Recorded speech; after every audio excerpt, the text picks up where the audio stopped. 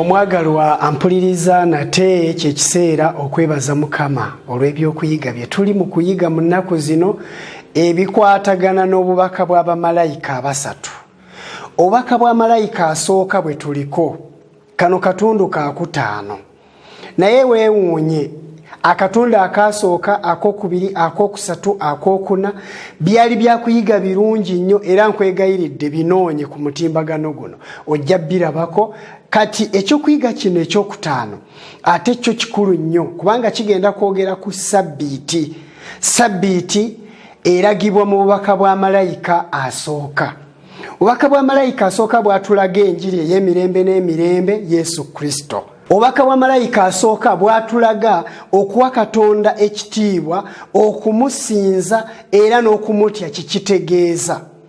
Obubaka bwa malayika asooka bwatulaga ate omusango n'enjiri y'emirembe. Enjiri ekwatagana etya n'omusango gwa Katonda.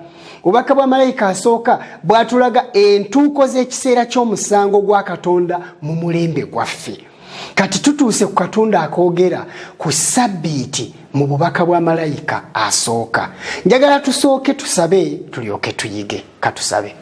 Oli mulungi, Katonda omulungi, Katonda eyatonda, Katonda abeesaawo, ayimirizaawo, Katonda atuula mu butaliggwaawo, ekitiibwa n'ettendo bidde gy'oli.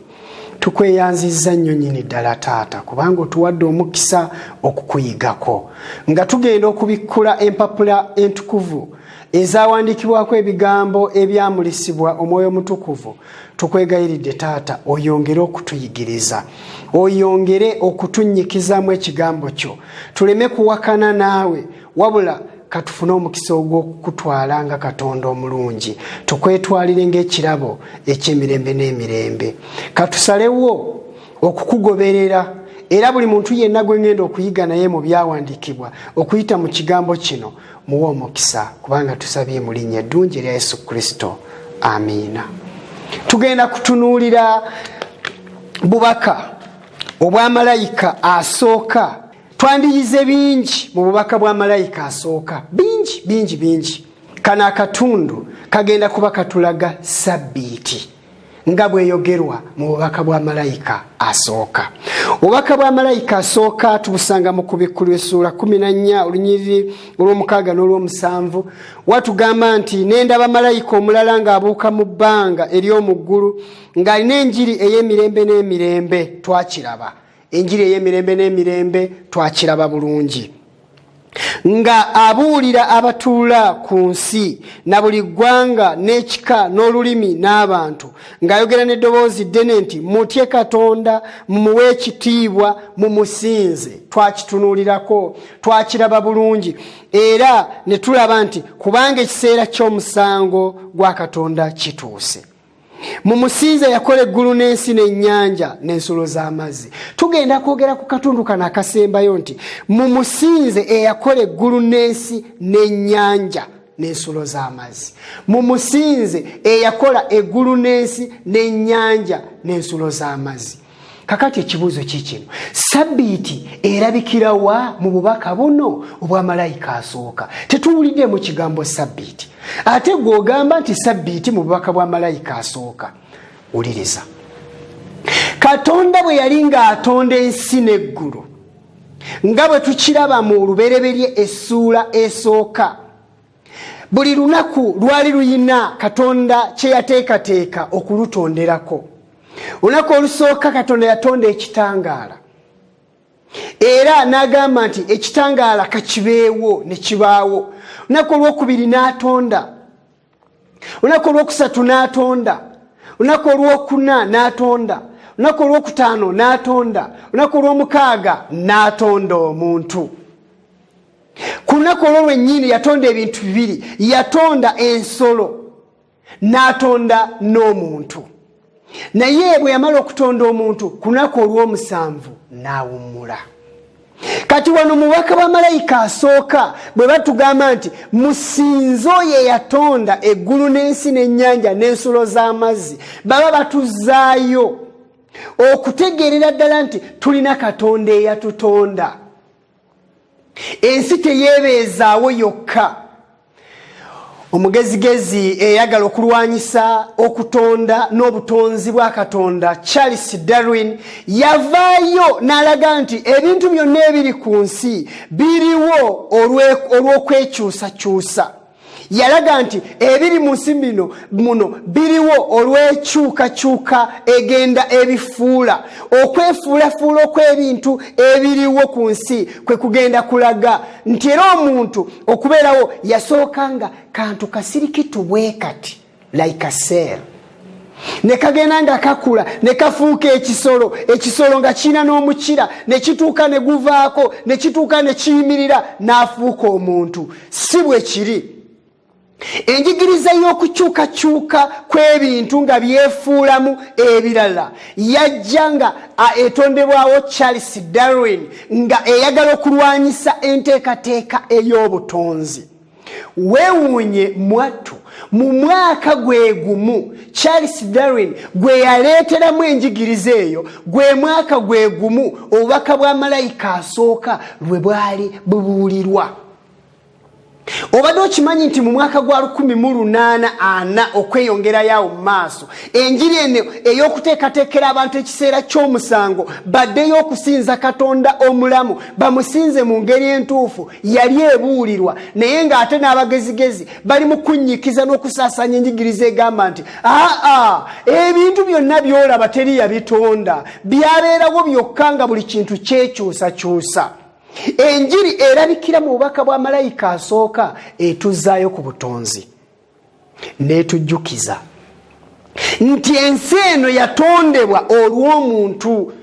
Ebintu byonna by'olaba, amazzi, emiti, omuddo, ebibala, ebimera byonna, n'ettaka, obwengula, empewo, buli kintu kyonna, ebinyonyi n'ebisolo, ebyewalula n'ebitambula, ebibuuka mu bbanga n'ebyo eby'omu mazzi byatondebwa mu nnaku 6 eziddiringana era nga bitonderwa muntu. Kati ennaku zino ezatondebwamu njagala tuzaawule ku nnaku ziri ze tusoma mu bunnabbi ne tugamba nti olunaku lumu lututegeeza mwaka. Mu Bayibuli y'Oluebbulaniya ekigambo ekyakozesebwa ng'olunaku kiri yom. Yom, it is a day. Olunaku lumu, 2, 3. Ennaku eziddiringana ezijjuza a week zennaku Katonda ze yatonderamu ebintu byonna. Enjiri ey'obubaka bwa malayika asooka etukubiriza okuwa Katonda ekitiibwa ne tutajjako kantu konna ne tutayongerako kantu konna mu nteekateeka y'obutonzi bwe. Okutonda ebintu byonna ebiri ku nsi tekyakolebwa mu myaka emiliyoni n'emiliyoni, emyaka 10 n'ebikumi, 10 n'enkumi, nedda bassebo ne bannyabo. Okutondebwa kwakolebwa mu nnaku 6 eziddiringana ezikola a week. Olunaku olw'omusanvu Katonda n'awummula. Era olunaku olw'okuwummulirako lwe lunaku olwa Ssabbiiti. Bwe tusoma mu Lubereberye essuula 2 olunyiri olusooka lutugamba nti ne biggwa okukola eggulu n'ensi n'eggye lyabyo lyonna. Katonda n'amalira ku lunaku olw'omusanvu emirimu gye yakola, n'awummulira ku lunaku olw'omusanvu mu mirimu gyonna gye yakola. Katonda n'awa omukisa olunaku olw'omusanvu n'alutukuza kubanga olwo lwe yawummuliramu mu mirimu gye gyonna Katonda gye yatonda gye yakola. Oyinza okugamba bw'oti buli lunaku lwonna teruyinza kuba Ssabbiiti? Nze bwe nnondayo olw'okusatu ne ndufuula Ssabbiiti tekikola makulu? Nze bwe nnondayo olwabbalaza ne ndufuula Ssabbiiti tekikola? Bassebo ne bannyabo njagala okutegeeza nti Katonda bwe yali ng'amaze okutonda olunaku olw'omusanvu yaluwa ebintu 3 gwe by'otayinza kuluwa. Tusomye ebintu 3 ekisooka ku lunyiri olwokusatu bagambye Katonda n'awa omukisa olunaku olw'omusanvu. Ekyo kye kisooka. Yaluwa omukisa gwe oyinza okuwa olunaku omukisa lwonna lwe weerobolezaayo. Ekyokubiri batugambye nti kubanga olwo lwe yawummuliramu mu mirimu gye gyonna Katonda gye yakola. Katonda yaluwummuliramu olwo olunaku oyinza oddulonda n'osanga nga ddala Katonda lwe yawummuliramu. Tekisoboka. Ekyokusatu, olunaku olw'omusanvu teyaluwummuliramu kyokka, teyaluwa mukisa kyokka, wabula n'alutukuza. Ekigambo okutukuza kitegeeza okwawula, okweroboza, okulondamu, okujjamu. Olunaku luno yalujjamu, yalufuula ekintu ekyenjawulo, yalweroboza, yaluwa omukisa, n'aluwummuliramu, n'alutukuza, lufuuke olunaku olw'enjawulo. Olunaku luno nga lutegeeza celebration, nga lwakujjukiza, lwa bikujjuko, lwakuwa Katonda kitiibwa, kubanga Katonda yatonda. Olunaku luno olw'omusanvu tosobola kululonda gwe, tosobola kuddira lunaku gwe lwolabye nti nedda luno nze lwennonzeemu, lwe naawummulirangako. Bw'onaaluwummulirangako kirungi, naye ojja kwesanga nga terwaweebwa mukisa. Ojja kulweroboleza gwe nga gwe, naye ojja kusanga nga terwatukuzibwa. Sabbiiti efuuka olunaku olw'omusanvu etya? Kubanga Katonda yatonda mu nnaku 6, olw'omusanvu teyakola, wabula yawummula, yaluwa mukisa, yalutukuza, n'aluwa abantu be babeere nga bajjukira buli lunaku, ate ku lunaku olwo lwennyini olwa Sabbiiti wabeewo enjawulo ey'okutendereza Katonda watonda, Katonda oli mutonzi, Katonda oli mulungi, bye wakola byonna birungi. Era Sabbiiti etujjayo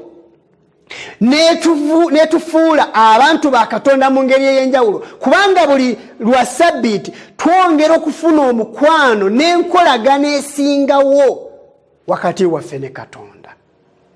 Katonda yatonda bwe yamala n'ateekawo Sabbiiti nga lujja kufuuka lunaku olugatta mu ngeri ey'enjawulo eggulu n'ensi. Katonda n'abantu be beeyongerenga okumujjukira, beeyongerenga okumulaba, beeyongerenga okwogera naye, beeyongerenga okumutegeera. Olunaku lwa Sabbiiti lwavaayo nga lwanjawulo mu nnaku endala zonna. N'olwekyo wuliriza, otegeera otya nti olunaku olw'omusanvu lwe lwa Sabbiiti? Kubanga ennaku zonna zifaanagana, ziina emisana, ziina n'ekiro, ziina enkuba, zibeera n'omusana, ziba n'ekikome ne ziba n'obudde obutali bwa kikome. Naye njagala okutegeeza nti bw'oba oyagala okutegeera obulungi olunaku olwa Sabbiiti era nga lunaku olw'omusanvu Katonda lwe yawummulirako, ddayo Yesu Kristo bwe yali ng'agenda okukomererwa ku musaalaba mu Luka essuula 23 olunyiri olwa 5. Katusomeyo, kubanga bangi beebuuza kati olwa Sabbiiti lwe luliwa? Kubanga ffe tusinza ku Sande era ffe tusinza ku luno bwe luti. Olwa Sabbiiti olwo otegeera otya nti lwe lw'omusanvu? Tukkiririza mu Bayibuli, era Bayibuli yokka yennyonnyola era yeetegeeza. Bayibuli tennyonnyolebwa magezi na kutegeera kwa buntu, togitaputa nga gwe bw'oyagala. Bayibuli yennyonnyola era yeetegeeza. Katusome mu Luka. Bw'osoma mu Luka essuula 23 olunyiri olwa 5, Yesu Kristo ng'amaze okukomererwa ku musaalaba batugamba nti, kale laba omuntu erinnya lye Yusufu eyali omukungu, omuntu omulungi era omutuukirivu, oyo teyassa kimu mu kuteesa kwabwe newankubadde mu bikolwa byabwe. Owe Alimasaya, ekibuga ky'Abayudaaya eyali alindirira obwakabaka bwa Katonda, oyo n'agenda ewa Piraato n'asaba omulambo gwa Yesu, n'aguwanula n'aguzinga mu lugoye olwa bafuta, n'amussa mu ntaana eyabajjibwa mu jjinja omutateekebwanga muntu. 54. Kale lwali lunaku lwa kuteekateeka, Esabbiiti ng'eneebaako enkya. Lwali lunaku lwa kuteekateeka ng'Esabbiiti eneebaako enkya. Abakatuliki baganda baffe balina olunaku oluyitibwa Good Friday. olwo olunaku balwetikkako omusalaba era ne bagutambuza ng'ekijjukizo ky'okukomererwa kwa Kristo eyatufiirira. Olwo olunaku lwali wa Friday era Bayibuli eruyita lwa 6 kubanga lwali lunaku lwa kuteekateeka ng'essabbiiti enaabeerawo enkeera. Kitegeeza Yesu yakomererwa ku Friday, enkeera ku Sabbiiti lwe lwali olunaku olw'omusanvu okuva edda n'edda mu butonzi, era Yesu yawummulira mu ntaana, enkeera n'azuukira. Okimanyi bulungi nti Yesu wano bwe yamala okuziikibwa bagambye batya? Katulabe 5:4. Kale lwali lunaku lwa kuteekateeka, essabbiiti ng'eneebaako enkya, n'abakazi be yava nabo e Ggaliraaya ne bagoberera ne balaba entaana n'omulambo gwe bwe guteekebwa. 5:6. Ne bakomawo ne bategeka ebyakaloosa n'amafuta ag'omugavu, ne ku lunaku olwa Sabbiiti ne bawumula ng'etteeka bwe liri. Bagenda ne Yusufu ne bateekateeka buli kimu, ne bateeka Yesu mu ntaana. Abakazi bano ne baddayo ne bateekateeka ebyakaloosa ng'essabbiiti tennatandika, era enkeera ne bawummula ng'etteeka bwe liri. Etteeka lino ery'okuwummula ku Sabbiiti olunaku olw'omusanvu lyali lya dda na dda okuva mu butonzi. Katusome ebigambo bino mu kitabo Essuubi Eritaggwaawo, essuula eya 26 ku kyokuyiga ekiyitibwa omulimu gw'okuzza obuggya ekkanisa. Tulabe. Batugamba peegi 291. Batugamba Sabbiiti yatukuzibwa olw'omutonzi okugiwummulirako era n'agiwa n'omukisa. Ne Adamu nga tannayonoona yagikuuma ku lunaku olutukuvu Adeni, era oluvannyuma Adamu bwe yagwa naye ne yeenenya, era ne bwe yagobebwa mu lusuku lwe olulungi. Yakuumibwa bajjajjaffe okuva ku Aberi okutuuka ku Nuuwa omutuukirivu. Ibulayimu ne Yakobo, abaana ba Isirayiri bwe baali mu busibe e Misiri wakati mu bantu abasinza ebifaananyi, ne batuuka n'okwerabira amateeka ga Katonda. Kyokka Katonda bwe yanunula Isirayiri yalangirira amateeka ge wakati mu kitiibwa ekingi eri eggye lyonna eryali likuŋŋaanye, basobole okumanya amateeka ge batye era bagondere emirembe gyonna. Okuva ku lunaku olwo n'okutuusa leero amateeka ga Katonda gazze gabeerawo mu nsi, era ne Sabbiiti ey'etteeka eryokuna ebadde ekuumibwa, wadde ng'omuntu w'okwonoona yawangula bwe yasambirira wansi w'ebigere by'olunaku olwa Katonda olutukuvu. Kyokka ne mu biro we yafugira abaaliwo abantu abeesigwa abagisangamu ekitiibwa eyo mu bifo ebyekusifu. Okuviira ddala lwe waaliwo okuzza obuggya ekkanisa, wabaddewo abantu ku buli mulembe ababadde bagikuuma, newankubadde nga babadde bavumibwa n'okuyigganyizibwa. Wabaddewo abajulizi abakakasa nga amateeka ga Katonda ga lubeerera ne Sabbiiti entukuvu ey'obutonzi.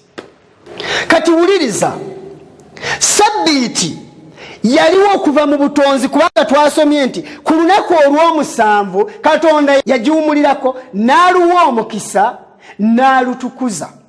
Tulabye nga ne Yesu Kristo mu kuziikibwa, abakyala abagenda ne Yusufu baatunuulira buli kimu kyonna ne bakigobera nga bwe kikoleddwa, ne baddayo kuba lwali lunaku lwa kuteekateeka Sabbiiti, era enkeera ne bawummula ng'etteeka bwe likola ki? Bwe ligamba. Etteeka eryo lyaliwo okuva edda n'edda, era Abayisirayiri bwe baali bava mu Misiri Katonda yali bagamba ng'abajjukiza, si lwakuba lyali ppya eri bo. Okuva essuula 2 olunyiri olw'omunaana Bayibuli egamba bw'eti, jjukira. Ekigambo jjukira kitegeeza ki? Wali omanyi ne weerabira, oba kabe kasinge okimanyi naye teweerabiranga. ge makulu g'ekigambo jjukira. Bano baali bakimanyi bulungi nti Ssabbiiti lwali lunaku lwa musanvu Katonda lwe yawa abantu okuluwummulangako n'okumusinzanga. Jjukira kitegeeza tulina okuvaayo n'endowooza zaffe. Ssabbiiti n'ebeera mu bwongo bwaffe bulijjo. Lino teeka lyakuna mu mateeka 10 aga Katonda. Jjukira amateeka ga Katonda gaali ku mayinja ameka 2, amateeka 4 nga gali ku jjinja limu, nga googera enkolagana y'omuntu ne Katonda. Etteeka erisooka ligamba tobanga na bakatonda bonna mu maaso gange. Eryokubiri tokolanga kifaananyi kyonna tokisinzanga. Eryokusatu toyogereranga linnya lya Katonda mu butaliimu. Eryokuna jjukira ng'olunaku lwa Katonda. Ate amateeka amalala 6 gaali ku jjinja ddala, ng'amateeka ago gaalaga enkolagana y'abantu ne bantu bannaabwe. Eryokutaano nga lyogera okussaamu abazadde ekitiibwa n'abantu abakulu. Eryomukaaga nga lyogera ku kutta. Eryomusanvu lyogera ku bwenzi. Eryomunaana nga lyogera ku bubbi. Eryomwenda nga lyogera ku kuwaayiriza n'okulimbira n'obutayogera mazima. Ery'okumi nga lyogera ku by'okwegomba. Ne tweddiza ebyabannaffe ne tukola olukujjukujja okubibba n'okubyeddiza mu ngeri emu oba endala. N'olwekyo etteeka lino eryokuna lyogerwa mu ngeri ya njawulo ku mateeka amalala gonna. Lirimu ebintu bye ngenda okumenya wano wammanga. Jjukira ekyo kimu. Kansooke nsome. Jjukira olunaku lwa Ssabbiiti okulutukuzanga. Ennaku 6 okolanga emirimu gyo gyonna, naye olunaku olw'omusanvu ye Ssabbiiti eri Mukama Katonda wo. Olunaku olwo tolukolerangamu mirimu gyo gyonna. So naawe wekka, newankubadde omwana wo omulenzi, newankubadde muwala wo, newankubadde omuddu wo, newankubadde omuzaana wo, newankubadde ebisolo byo, newankubadde munnaggwanga ali omumwo. 11. Kubanga mu nnaku 6 Mukama mwe yakolera eggulu n'ensi, ennyanja n'ebintu byonna ebirimu, n'awummulira ku lunaku olw'omusanvu. Mukama kyeyava aluwa omukisa olunaku olwa Ssabbiiti n'alutukuza. Mu tteeka lino eryokuna eryogerwa mu Kuva essuula 2 olunyiriri lw'omunaana okutuusa ku lw'11 tulabyemu ebintu 3 ebyogerwa mu lubereberye essuula 2. Batugambye nti kubanga Mukama olunaku luno olw'omusanvu yaluwummulako n'alutukuza n'aluwa omukisa. Kati wano batugamba kujjukira kubanga lyali teeka okuva edda n'edda. Obubaka bwa malayika asooka jjukira bugenda ne bugobererwa obubaka bwa malayika ow'okubiri ne kuddako obubaka bwa malayika ow'okusatu. Essuula ye14 mu kubikulirwa etulaga nti obubaka buno bwe bugenda okukungula ensi. Ekisookera ddala obubaka buno bubuulirwa nga bulina okukuza ekirungi eri oyo yenna abukkiriza, naye ate nga bulina okukuza ekibi eri oyo yenna abugaanye. N'olwekyo oyo yenna akuzibwa mu bulungi agenda kukungula bulungi bwereere, n'olwekyo oyo yenna akuzibwa mu bubi agenda kukungula bubi n'okuvunda. Kati Ssabbiiti yiino eyanjuluzibwa mu maaso g'ensi okuyita mu bubaka bwa malayika asooka. Jjukira okutukuza olunaku olw'omusanvu olwa Ssabbiiti. Twalulabye bulungi nti olunaku olw'omusanvu ye Ssabbiiti. Good Friday ne ku kalenda kirabika bulungi. Kalenda ezedda okujjako zino ze bali mu kukyusa zaali zitulaga bulungi nti a week etandika n'olunaku olwa Sunday. Dictionary nga zitulaga bulungi nti Sunday is the first day of the week. Sunday lwe lunaku olusooka mu wiiki. Era olunaku olwa Saturday nga lwe lunaku olusembayo mu nnaku omusanvu nga lwe lw'omusanvu. Katonda ng'akubiriza abantu nti jjukira olunaku luno okulutukuzanga, okuluwummulirangako. Kubanga Katonda bwe yatonda ensi n'eggulu n'ennyanja n'ebintu byonna ebirimu, yawummula ku lunaku luno, yaluwummula n'alutukuza n'aluwa omukisa. N'olwekyo Oluganda, buno obubaka tebukaddiwanga. era abantu abasinga bagamba ffe ebyo bya sabbiiti byavaawo amateeka tegakyatufuga ffe tufugibwa kisa. Njagala okubuuza kisa nabaki ky'osobola okutambuliramu ne weerabira amateeka ga Katonda? Nkusomere mu Baluumi essuula ey'omukaaga. Abaluumi essuula 6 olunya olusooka batugamba kale tunaayogera tutya? Tunyiikirenga okukola ekibi ekisa kyeyongerenga kitalo. Tunyiikirenga okukola obubi kubanga Katonda ffe yatuwa ekisa. Yesu bwe yamala okutufiirira tutambulira mu kisa. Kisa nabaki ekikuleetera okuba omujeemu? Ekisa kituleetera okuba abawulize, era enjiri ey'emirembe n'emirembe etuyita okuba abawulize eri amateeka ga Katonda. Kyava agamba buli ggwanga na buli lulyo na buli kika na buli lulimi nti mutye Katonda, mumuwe ekitiibwa, mumusinze. Tuyitibwa okusinza Katonda mu ngeri entuufu gye yali yateekawo ku ntandikwa mu butonzi. Ekkanisa y'Abadiventi aba Seventh Day yekyekuumidde ku musingi guno ogw'okunyweza amateeka ga Katonda nga ne sabbiiti mweri. Era mu bigambo ebyogerwa mu kitabo kya Selected Messages ekitabo ekyokubiri omuzingo ogwokubiri ku peegi 369 waliwo ebigambo ebirungi ebigamba nti tulina ensonga enkulu ddala etuleetera okussaamu sabbiiti ey'amazima ekitiibwa era n'okugiwagira kubanga kabonero akawula abantu ba Katonda n'ab'ensi. N'olwekyo etteeka ensi lyenyooma abantu ba Katonda baakulissaamu ekitiibwa ddala. Abatakkiriza bwe banyooma ekigambo kya Katonda ekyo kye kiseera ky'okuyitibwa kw'abantu ba Kalebu abeesigwa. Katonda ayita Bakalebu abeesigwa mu kiseera kino okuvaayo ne basigala ku musingi. Kalebu mumanyi obwesigwa bwe? Joshua ne Kalebu baali babiri ku bakessi 10 abaweerezebwa e Kanani okuketta ensi ey'e Kanani. Baali 12 bonna wamu. Naye weewuunye nti 10 baavaayo n'amawulire mafu nga bagamba ensi nnungi nnyo, nga bagamba ensi olabira ddala nga erimu ebirungi, naye tetusobola kugiyingiramu. Abasajja abali eyo banene nnyo bawanvu bwe bati era tetusobola kulwana nabo. Kalebu ne Joshua bagamba nti newankubadde kiri bwe kityo, Mukama bw'abanga ali naffe tujja kuyinza. Katonda ayita Bakalebu mu mulembe guno bajje basigale ku mateeka ga Katonda.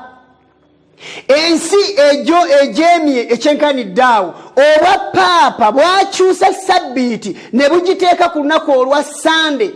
Jjukira Sande egattamu ebigambo bibiri, Sunday, sun enjuba, day olunaku. Olunaku lw'enjuba luno olw'Abalomaani abedda abakafiiri abasinzanga Katonda waabwe enjuba lwayingizibwa mu ddiini, era abantu abasinga bagoberera bugoberezi awatali kwebuuza. Sabbiiti ke kabonero akalaga nti bano bantu ba Katonda. Ezekieri naye njagala tusome Ezekieri ssuula 2 olunya olwabiri wajja kumala wamalaawo ne bwe tutagenda mu bingi. Ezekieri ssuula 2 olunyiro olwabiri watugamba watya? Wagamba nti era mutukuzenga sabbiiti zange era zinaabanga kabonero wakati wange nammwe, mumanye nga nze Mukama Katonda wammwe. Sabbiiti ke kabonero akagatta Katonda n'abantu be bamanye ddala nti yabatukuza nga bwe yatukuza olunaku olwo olwa sabbiiti. Okutukuzibwa kitegeeza okwawulibwa, okugibwamu, okufuulibwa. Abantu ba Katonda bakubirizibwa okujjukiranga sabbiiti. Mu tteeka eryokuna batugambye nti tolukolerangako mulimu gwonna,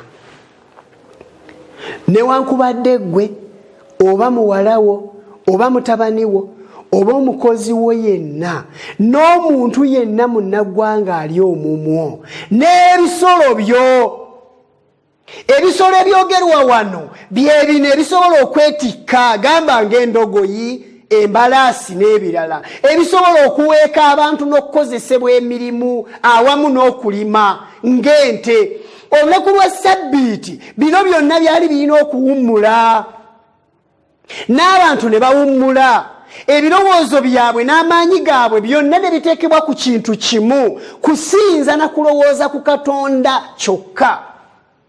Ebyamagoba, ebyamaguzi, ebyobusuubuzi n'ebirala ne biteekebwa ebbali. Eyo ye Ssabbiiti ya Mukama. Ne Yesu Kristo bwe yamala okuziikibwa, abakyala bano bagenda ne bawummula ng'etteeka bwe lyali. Kakati ekibuuzo kiikino, wali osomyeyo olunyiriri lwonna olugamba nti Yesu bw'amala okutufiirira ku musaalaba Ssabbiiti yavaawo? Gwe omusumba oba omubuulizi w'enjiri, gwe omuntu wa Katonda, njagala okukubuuza ekibuuzo kino. Wali osomyeyo nti oluvannyuma lw'abakyala bano okugenda okuwummula Ssabbiiti ng'etteeka lya Katonda bwe lyali, Yesu n'azuukira, alina ebigambo byonna bye yali ayogedde ebikyusa ku kiragiro ekyo? Ye obadde okimanyi nti Sande lwe lunaku Yesu lwe yazuukirako? Ekyo ffenna tukimanyi. Naye mu Luka Essula 24 batugamba bulungi nti olwo lwali lunaku olusooka mu wiiki. Somayo Luka Essula 24 bagamba nti awo ku lunaku olw'olubereberye mu nnaku 7 mu matulutulu enkya ne bajja ku ntaana ne baleeta ebyakaloosa bye baategeka. Jjukira baabitegeka ddi? Baabitegeka luli ku lunaku olw'okuteekateeka ng'enkeera Ssabbiiti enaabaawo, Yesu ng'amaze okuziikibwa. Era ku Sande luba lunaku lw'amazuukira, Yesu Kristo lwe yazuukirirako. Era olunaku luno batugambye nti ku lunaku olw'olubereberye mu nnaku 7 Yesu Kristo n'azuukira mu matulutulu, bajja ku ntaana ne baleeta ebyakaloosa bye baali bateeseteese, ne balaba ejjinja nga liyiringisibwa okuva ku ntaana 3. Ne bayingiramu ne batasangamu mulambo gwa Mukama waffe Yesu. 4 awo olwatuuka bwe baali basaamiridde olw'ekyo, laba abantu 2 ne bayimirira we bali nga bambadde engoye ezimasamasa, awo we baali batidde nga bakutamye amaaso gaabwe, ne babagamba nti kiki ekibanoonyesa omulamu mu bafu? Taliimu, yazuukidde. Lwali lunaku lwa kuzuukira, lwali lunaku olwereberye mu nnaku 7 mu wiiki. Njagala olowooza ekintu kino nti amazima agali mu Bayibuli gategeerekeka, ye ssebo ne nnyabo gategeerekeka. Kati owummula lunaku ki? Katonda omusinza lunaku ki? Lunaku lwa njuba, Sande? Lunaku lwe weeroboleza gwe lw'oyalondamu? Olwo jjukira kino nti Katonda teyaluwummulako, teyaluwa mukisa, teyalutukuza.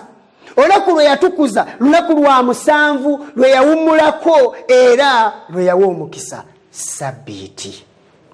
Ssabbiiti, Sabbath, Sabato kitegeeza ekiwummulo. Katonda ateekawo olunaku luno nga atuyamba tuwummule emirimu gyaffe, naye ate tuwummule ne mu mutima. Ebyo byonna ebitumenya, ebyo byonna ebitumenye, tubetentese wiiki yonna, Ssabbiiti yonna etukubyekubye, kati tuzze gy'ali, ffenna tuzze kujjanjabibwa na kuzzibwa mu maanyi, kudda bujja.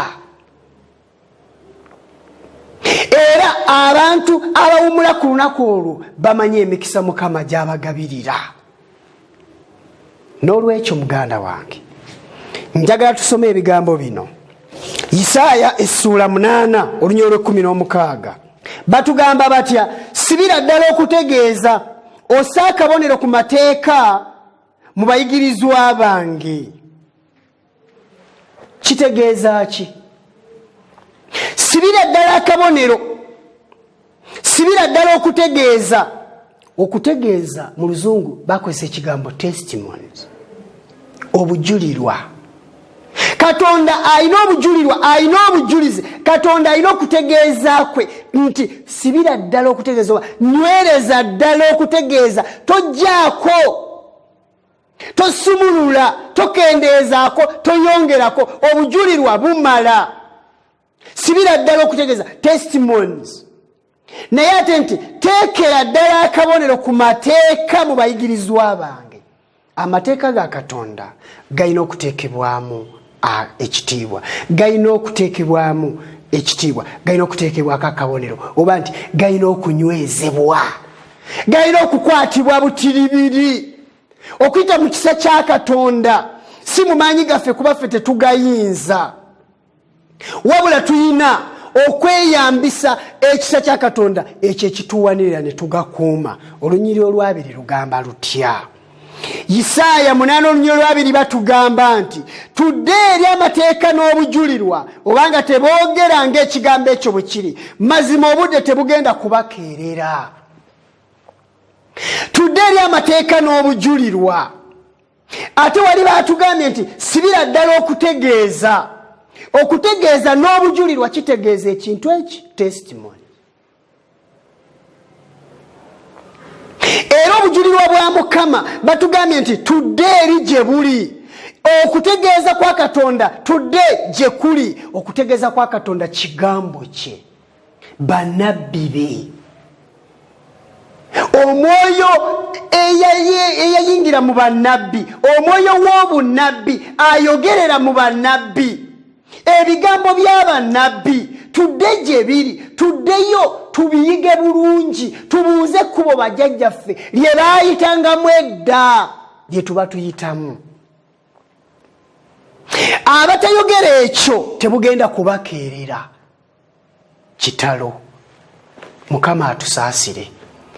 Twetaaga amaanyi n'ekisa ekiva mu ntebe ya Katonda ekitusobozesa, ekituyinzisa okussamu ekitiibwa amateeka ga Katonda. Wuliriza ebigambo bino ebiri mu Selected Messages volume ey'okubiri ku peegi 384. Batugamba batya? Sabbiiti kijjukizo Katonda kye yateekawo, kabonero akalaga omulimu gwe ogw'obutonzi, era kabonero ak'okuteekebwa mu maaso gaabo abatuula ku nsi. Tewali kwegatta n'abo abasinza ku sabbiiti ey'ekifaananyi. Tetulina kwonoona biseera byaffe nga twetaba mu kuwakana n'abantu abamanya amazima abaamulisibwa omusana, singa bagaana okuwummula era ne bakyukira engero ezitaliimu. Tetulina budde bwa kwonoona nga tugenda mu bikujjuko ne mu nkuŋŋaana z'abantu abamanya amazima naye nga baagaana sabbiiti. Sabbiiti kabonero akawula abantu ba Katonda n'abatali bantu ba Katonda. N'olwekyo mulungi ampuliriza, bw'obanga oyagala okwetegereza endagaano empya, Pawulo, Peetero, Yokaana n'abatuma abalala bonna aboogerwako, tewali muntu n'omu yali akoonye ku sabbiiti ng'agiwakanya. Wabula tugambibwa nti balina omukisa abo abawummula sabbiiti. Bayibuli yonna ejjuddemu obubonero. Sabbiiti kabonero akawula abantu ba Katonda n'abatali bantu ba Katonda. Sibira ddala obujulirwa, nywereza ddala akabonero ku mateeka g'abantu bange. Bigambo birungi nnyo. Katuwulirize ebigambo bino mu kitabo Essuubi Eritaggwaawo peegi 209 nga tukomeekereza era nga tumaliriza. Batugamba ku peegi 209 omulimu gw'okuzza obujja ekkanisa Yesuula 26. Batugamba nti Mukama alagira ng'ayita mu nnabbi omu nti sibira ddala okutegeeza, ossa akabonero ku mateeka mu bayigirizwa bange. envumbo esiba amateeka ga Katonda esangibwa mu tteeka eryokuna. Wuliriza ebigambo bino mukwano. Envumbo esiba amateeka ga Katonda esangibwa mu tteeka eryokuna. Etteeka eryokuna lye linyweza amateeka gonna. Bw'olijjamu amateeka gonna gasigala tegasibiddwa. Era osigala oba osobola okujjamu buli limu nga bw'oyagala. N'olwekyo etteeka eryokuna linyweza amateeka ga Katonda gonna mu kintu kitya kimu. Wuliriza. Envumbo esiba amateeka ga Katonda esangibwa mu tteeka eryokuna. Etteeka lino lyokka mu mateeka 10 lyeriraga erinnya lya Katonda n'ekitiibwa kye ng'omuteesi w'amateeka. Limwogerako nga ye mutonzi eyatonda eggulu n'ensi, era bwe lityo ne liraga nga ye yekka agwanira okuweebwa ekitiibwa n'okusinzibwa awatali amwenkana. Ng'oggyeko ekiragiro ekyo, tewali tteeka ddala lyonna mu mateeka 10 eriraga obuyinza bw'omuteesi w'amateeka. Envumbo yaggyibwa ku mateeka 10 eriraga obuyinza bw'omuteesi w'amateeka. Envumbo yaggyibwa ku mateeka 10. Envumbo yaggyibwa ku mateeka Sabbiiti bwe yakyusibwa olw'obuyinza bwa Paapa. Abayigirizwa ba Yesu bayitibwa mu kugizzaawo nga basitula waggulu Sabbiiti ey'etteeka eryokuna liddewo mu kifo ekyaliyo ekituufu ng'ekijjukizo ky'omutonzi ng'akabonero ak'obuyinza bwe tudde eri amateeka n'obujulirwa. Wuliriza mukwano. Envumbo yaggyibwa ku tteeka Katonda lye yawandiika. Amateeka ga Katonda gaggyibwako envumbo etteeka lino bwe lyaggyibwamu. Katikisimu ey'Abakatuliki yajjamu etteeka lino. Era enzikiriza, obulombolombo n'ebyo byonna ebigobererwa byajjamu etteeka lino. Obadde okimanyi nti amateeka ga Katonda gateekebwamu ekituli. Etteeka erisooka mweriri, eryokubiri mweriri, eryokusatu mweriri, eryokuna eryokutaano okutuusa ku ly'ekkumi gonna mwegali. Toyina kujjamu n'erimu. Envumbo esiba amateeka ga Katonda yaggyibwako bwe bajjamu etteeka eryokuna. Obwa Paapa bwakyusa etteeka lyokuna erya Sabbiiti ne baliteeka mu lunaku olulala olwa Sande olw'abakafiiri. N'olwekyo Sabbiiti era eraga akabonero ka Katonda, omuteesi w'amateeka, omuwi w'amateeka. Abantu baba bamwegaanye nayo ne bagyegaana. Sabbiiti eyogerwa mu tteeka eryokuna mu Kuva essula 2 olunya lw'omunaana okutuusa ku lw'e11 nti Katonda alagibwa nga ye yekka omutonzi mu tteeka lino, n'alagibwa ekifo w'abeera ne waafuga ensi n'eggulu.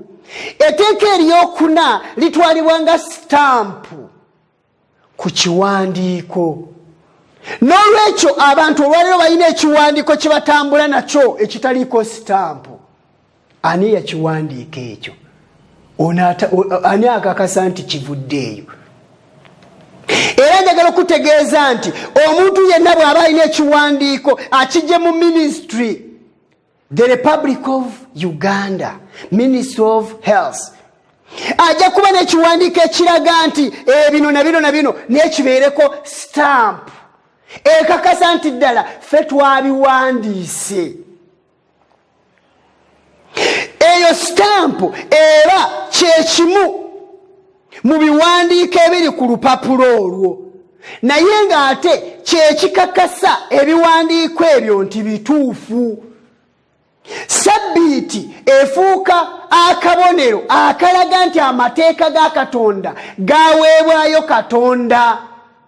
kubanga ye yokka yerimu erinnya lye yawa amateeka ne waafuga n'ekitiibwa kye. Toyendanga, muli mu Katonda. Tobbanga, muli mu Katonda.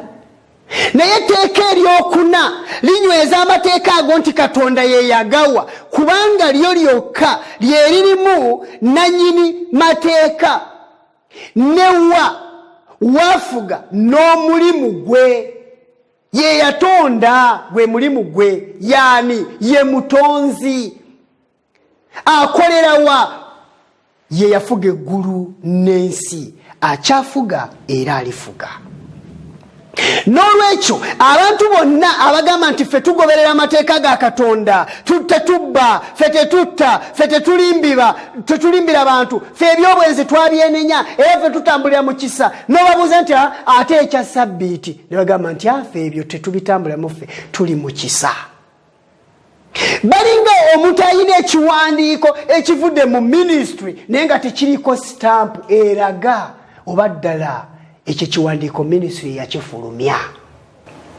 Essomero lyonna okukakasa nti ekintu ekyo kye bawandiise be bakiwandiise bateekako stamp ekakasa essomero eryo nti ddala lyerifulumiza ekiwandiiko ekyo. Era bw'okisanga nga tekuli stamp bw'oyagala okasuka bukasusi. Naye bwe kubako stamp kiba kintu kya kitiibwa, kubanga stamp eyo eraga nannyini kuwandiika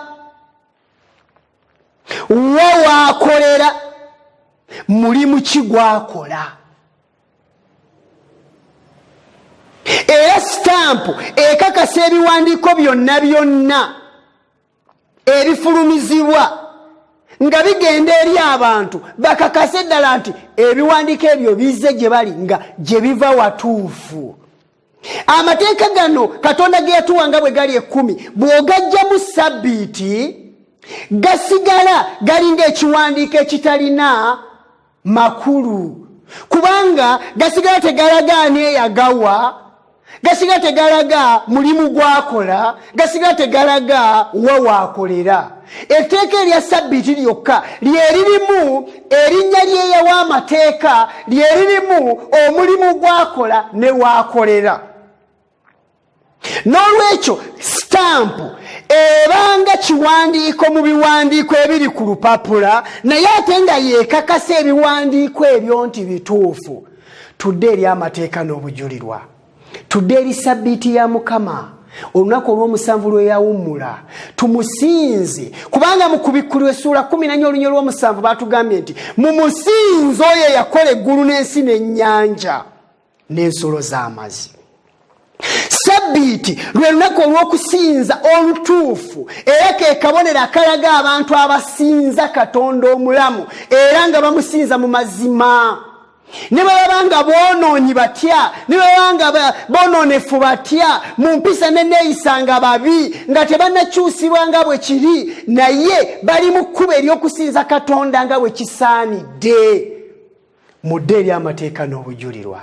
Nkuyita mukwano, tokakanyaza mutima gwo, kino ky'ekiseera okuwuliriza eddoboozi ly'obubaka bw'abamalayika abasatu abatuyita, kubanga enjiri erina okubuulirwa mu buli kika na buli lulyo na buli lulimi na buli ggwanga, nga tuyita abantu muveeyo mudde eno Katonda gye yateeka enkola ennungi ey'okusinza. Katonda ayina ekibiina ekitono ku nsi ekigenda kigoberera ekkubo effunda Yesu lye yayogera nti era n'okuliyitamu lyakanyigo.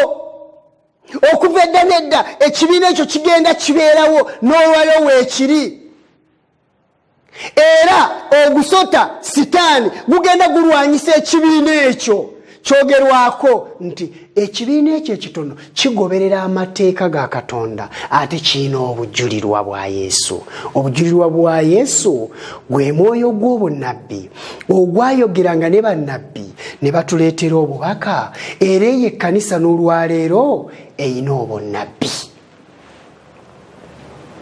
Nkusabira mu kisa kya Katonda, Mukama nga bw'ali omulamu, asobola okwogera n'emitima gy'abantu n'agiwuliza amazima, akulage obwereere bwo, akulage nga bw'oli, naye akuwa okukyuka. Mukama atuwa omukisa, Mukama atuwa ekisa. Ebigambo bino kabitukyuse bitufuula abeesigwa ku bwa Yesu Kristo.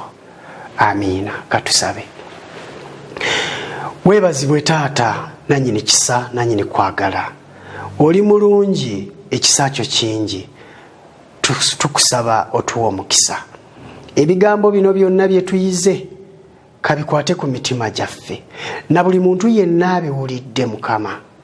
Mujje mu kizikiza n'obulimba bwa Sitaani n'okubuzaabuzibwa kwonna okujjudde ensi eno, adduke ekibambulira. Nsabira omuntu yenna awulirizza ebigambo bino, mukwate ku mutima oyogere naye, kubanga tusabye mu linnya eddungi erya Yesu. Amiina.